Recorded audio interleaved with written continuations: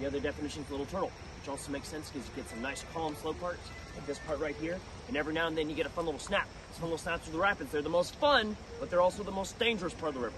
Me and Jen, we're gonna try our best not to knock anybody out of the boat today, but if it does happen, I don't want you worrying about your paddle. Do not try to swim, do not try to stand up. All I want you to worry about is just floating, with your nose and toes up and your feet going downstream like that. The reason why I ask y'all to do that is because you risk something called foot entrapment. That's where you get your leg, your arm, God forbid your head caught up underneath the rock, and then it's game over. All right, so kids, what do we do if we fall out of the boat? Yeah. Let's float. All you do is float. That's all you got to worry about. I will yeet you back in the boat when I want you back in the boat. Sound good?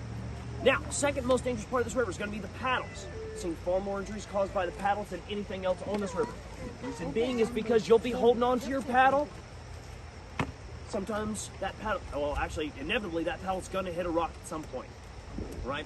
So if you're holding on to it with just one hand or maybe even two hands like this is still incorrect because that paddle can hit a rock and it'll come up and hit somebody in the teeth.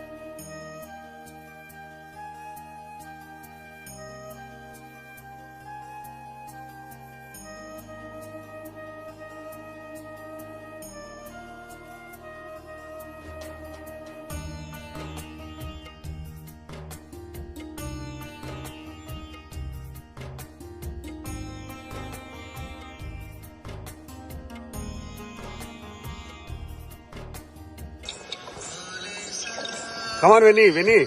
Spreadling, come on. Every now and then, if you're looking out,